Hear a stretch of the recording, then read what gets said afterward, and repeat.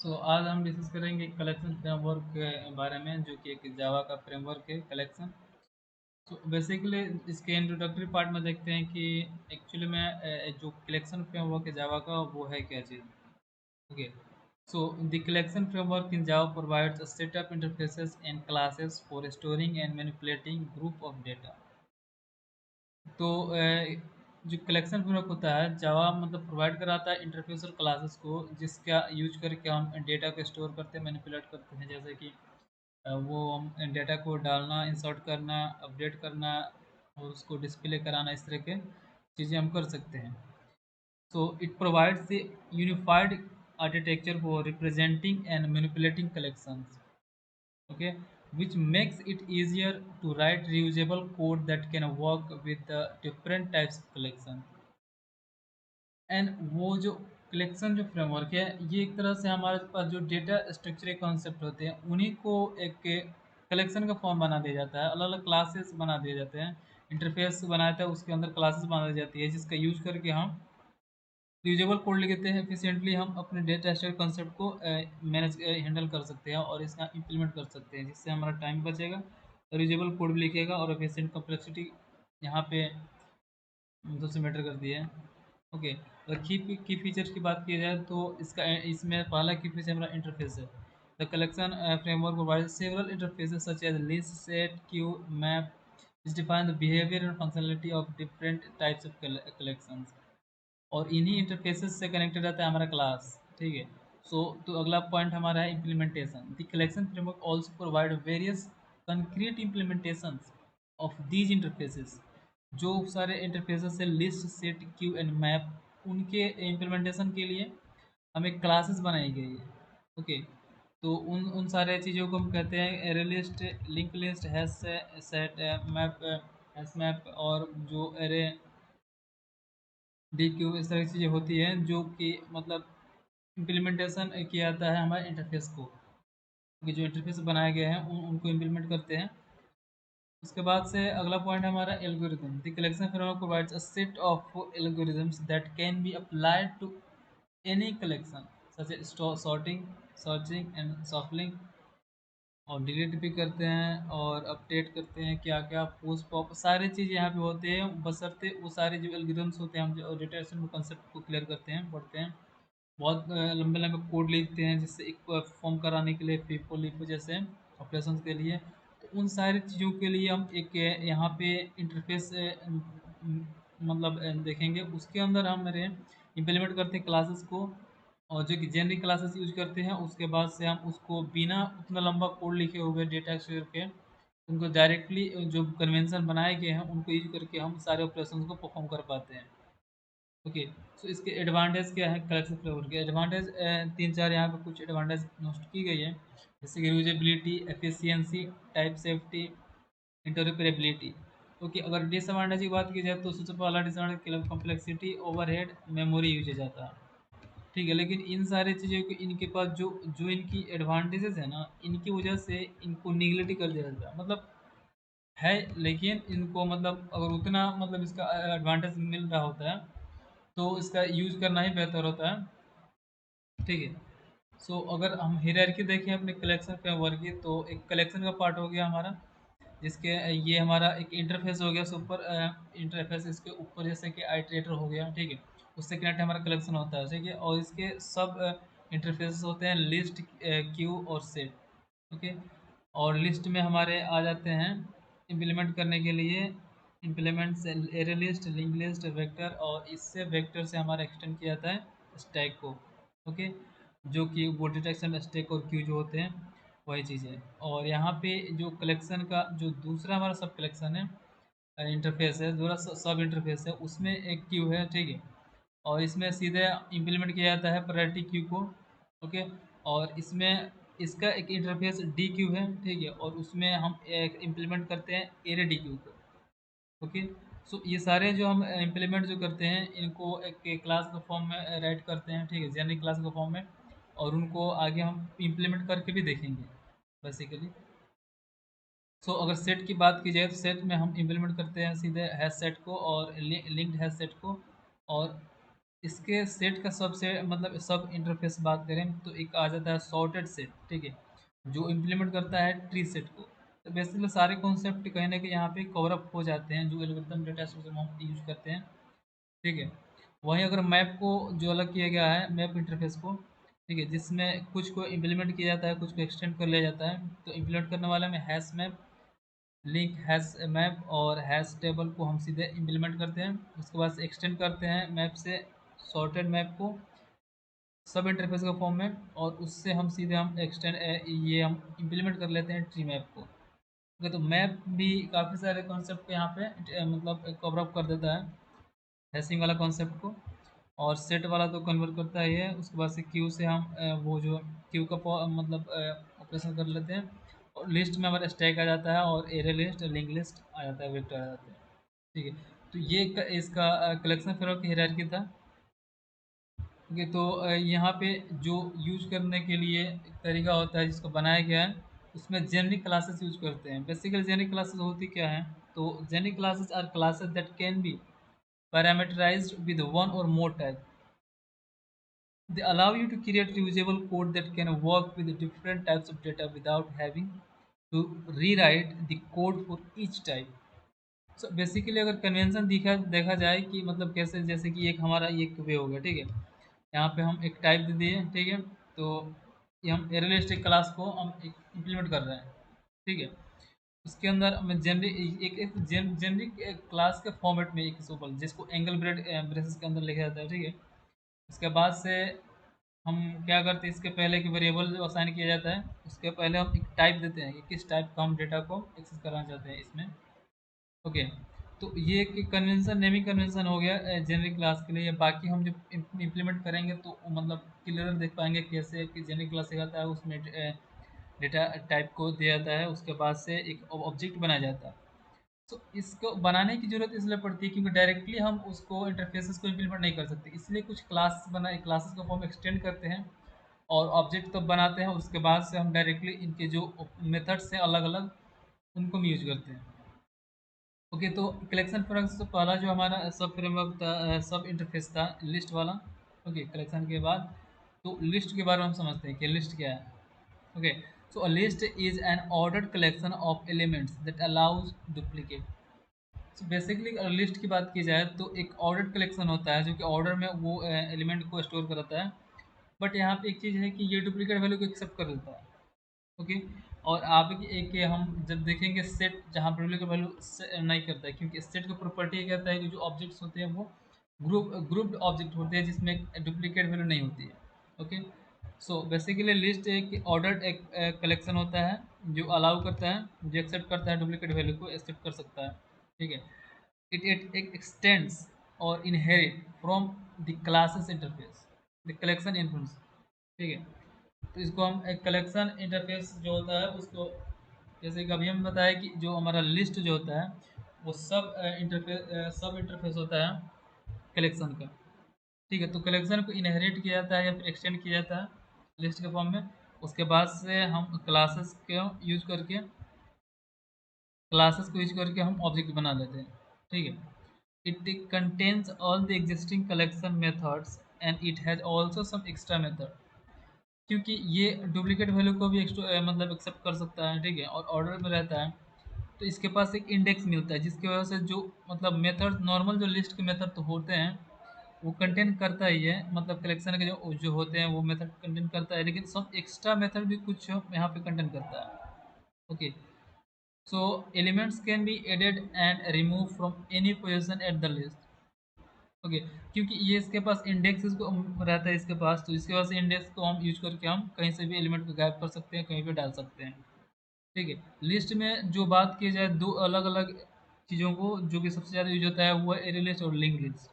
इसका साथ साथ वेक्टर भी आएंगे और स्टैक भी आएंगे, तो वो इसको अलग से सबसे लास्ट में देख लेंगे।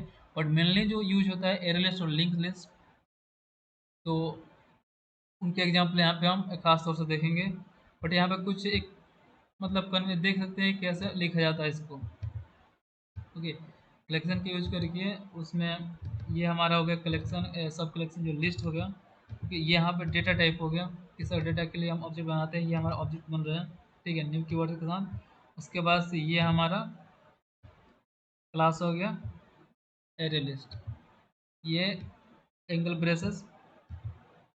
तो ये एक मतलब कन्वेंशन है कि कैसे हम किसी कलेक्शन के सब कलेक्शन को जो हम यूज करके हम उसको एक ऑब्जेक्ट बना सकते हैं क्लास के यूज मतलब क्लास के यूज करके। जो हमारे कलेक्शन होते हैं उनके सब कलेक्शन जो है जैसे लिस्ट हो गया, ठीक है, उनका ऑब्जेक्ट कैसे बन जाएगा। तो क्या करेगा, एक यहाँ पर हम एक क्लास यूज करेंगे जिसके जिसके हेल्प से हम उसका एक ऑब्जेक्ट बनाएंगे और उस ऑब्जेक्ट में सारे जितने मेथड्स सारे परफॉर्म कर सकते हैं आसानी से। जैसे कि यहाँ पे ऐड वाला परफॉर्म किया गया है कि ऐड करने से मतलब जो हमारा ऑब्जेक्ट बना हुआ है इसमें हमारा ये सारे जो एलिमेंट है वो ऐड होते जाएंगे, ठीक है। तो ऐड करने के लिए सिंपल डॉट ऐड कर किया जाता है जिससे ऐड होते हैं। और ये अगर हम कोई नंबर नहीं देते हैं, कोई इंडेक्स नहीं देते हैं, तो वो एक के बाद एक सीक्वेंसली अपने ऑटोमेटिक ऐड करते जाते हैं।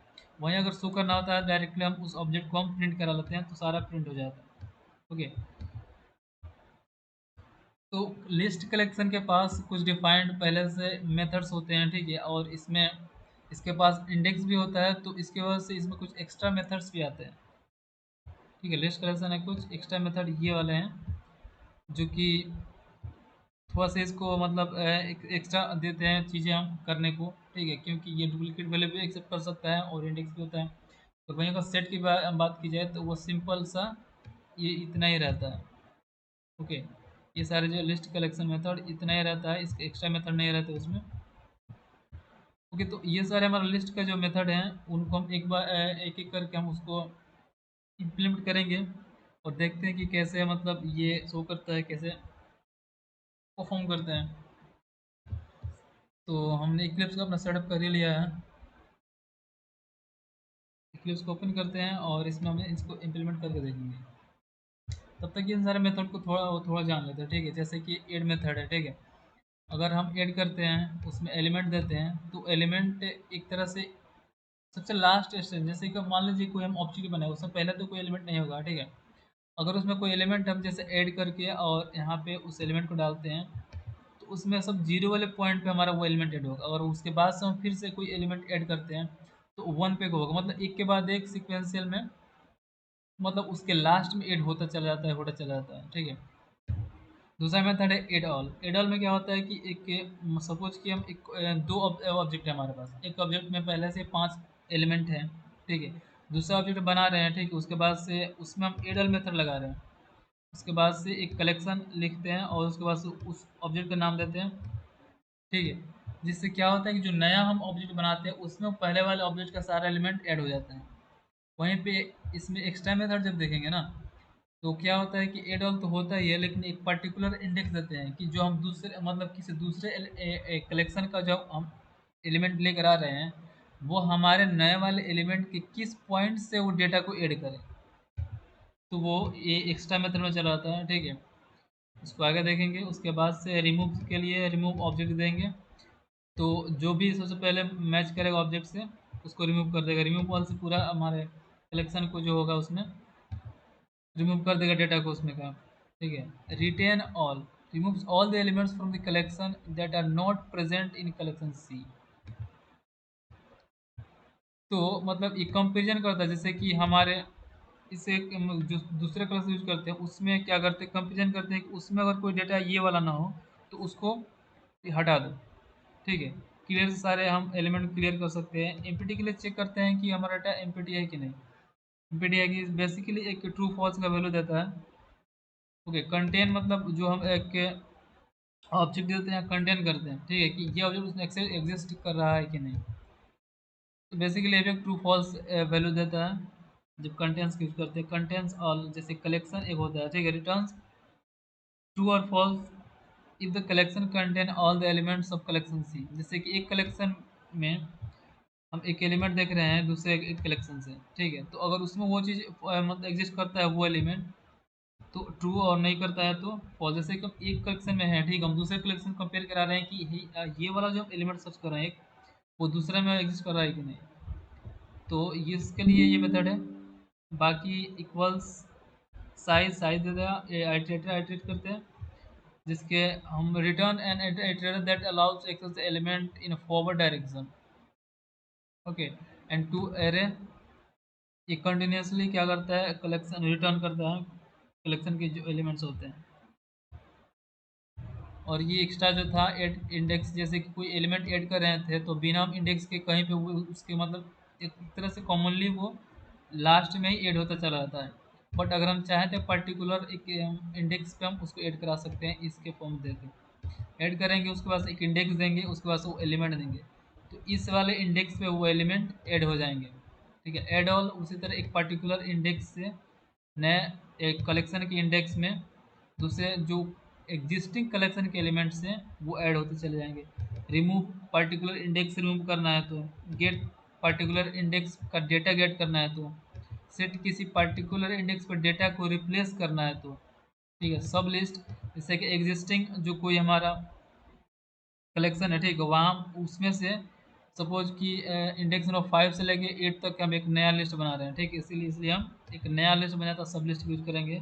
पहले देंगे हम फ्रॉम किस इंडेक्स से लेकर किस इंडेक्स तक चाहते हैं, तो उतना कॉपी कर लेता है। इंडेक्स ऑफ किसी ऑब्जेक्ट को देंगे, उसका इंडेक्स पता करेगा। लास्ट इंडेक्स ऑफ ऑब्जेक्ट, ठीक है, give the index of given object, it search for the last one. मतलब वो ये मतलब कोई मान लीजिए सिमिलर कोई ऑब्जेक्ट है, ठीक है, और उसको देखना है कि ये वाला ऑब्जेक्ट सबसे लास्ट में किस इंडेक्स पे आया है। इसके लिए हम यूज़ करेंगे लास्ट इंडेक्स ऑफ, वो ऑब्जेक्ट का नाम देंगे, जिससे उस ऑब्जेक्ट का इंडेक्स देगा तो सबसे लास्ट में आया होगा वो ऑब्जेक्ट इंडेक्स देगा। ठीक है, लिस्ट आइटरेटर इसी तरह, और लिस्ट आइटरेटर इंडेक्स के साथ list iterator allow to access in bidirectional object forward and backward. ये जैसे कि मतलब नेक्स्ट और प्रीवियस वाला जो कॉन्सेप्ट होता है वो यहाँ पे मतलब मिलता है हमको लिस्ट में।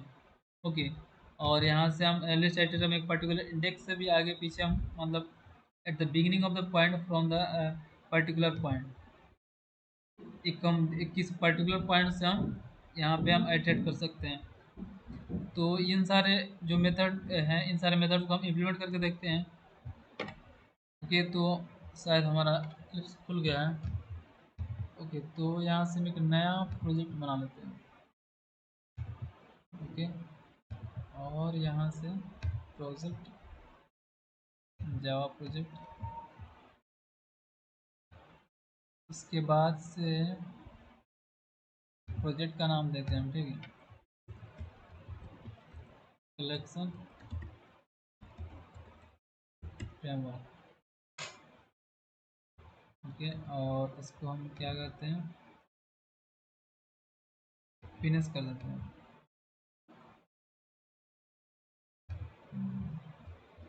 ठीक है, तो हमारा कलेक्शन एक बन के प्रोजेक्ट, इसके बाद से हम इसमें हम एक क्लास बना लेते हैं, ठीक है, जिसमें हम एक लिस्ट का जो है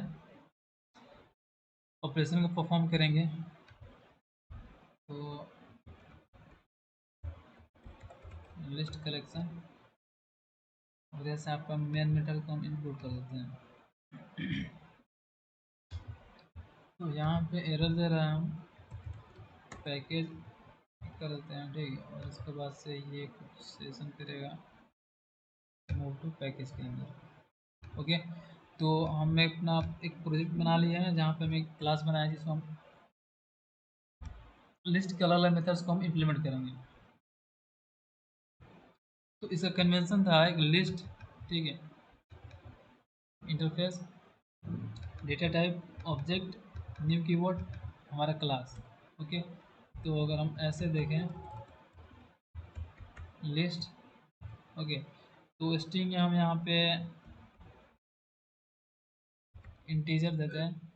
ओके, नाम इक्वल टू न्यू। ओके, और यहाँ से हम एरे लिस्ट को यूज कर रहे हैं फिलहाल, और उसके बाद से क्लोज।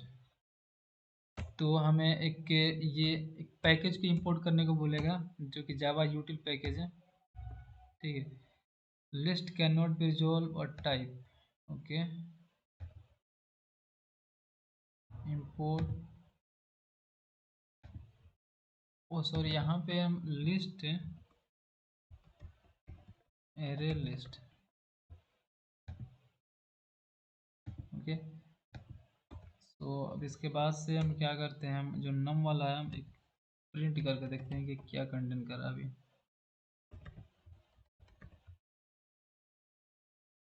नाम, ओके, कंट्रोल एस, रन करते हैं। एक एम्प्टी एरर दे रहा है। ओके, अब हम क्या करते हैं कि हम इसमें जो नम है, तो इसमें हम क्या कर सकते हैं, सबसे पहला मेथड यहाँ पे हम देख सकते हैं कि ऐड है।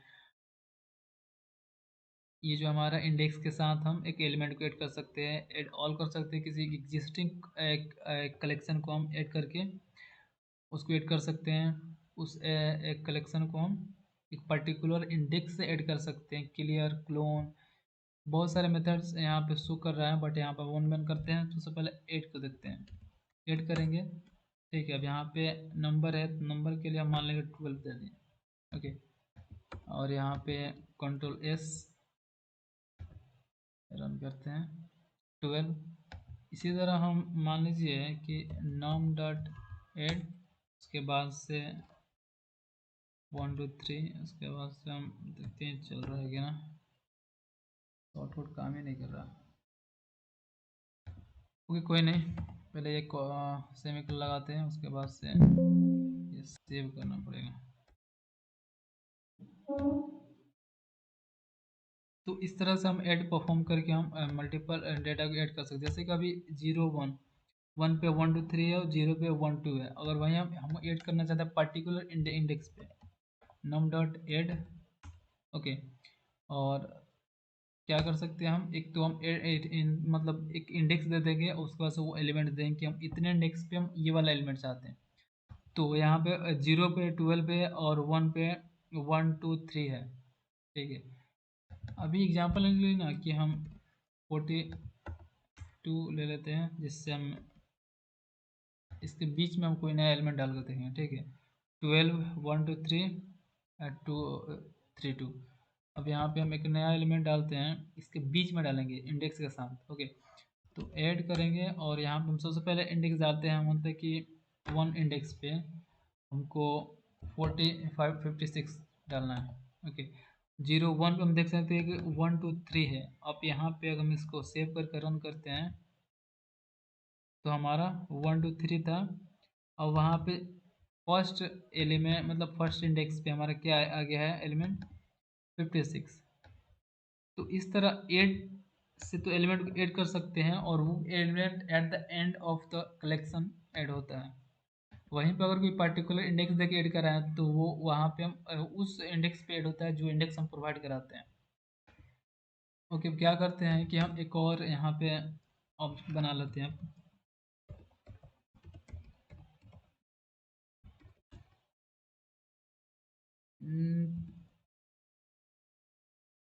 टीचर, ओके, नाम to new list. Okay, so basically हम क्या करेंगे, जो नम में हमारा जो डेटा कंटेंट हो रहा है, ठीक है, उसको हम क्या करेंगे, नम 2 में ऐड करेंगे। जिससे एड ऑल वाला परफॉर्म कर लेंगे हम। ठीक है, तो नम 2, पहले क्या करते हैं कि नम 2 में कुछ डेटा को डालते हैं। नम 2 डॉट एड 5 4 नो 9 1। Okay, num 2 dot add 9 2, num 2 dot add 9 3। Okay, जो हम इसको प्रिंट अगर कराएं, system and dot out dot println. Okay, और num 2 अगर प्रिंट कराते हैं, तो हमें दो अलग अलग एरे मिलेंगे। ठीक है, ये हमारा जो दूसरा एरे है, ये पहला एरे है।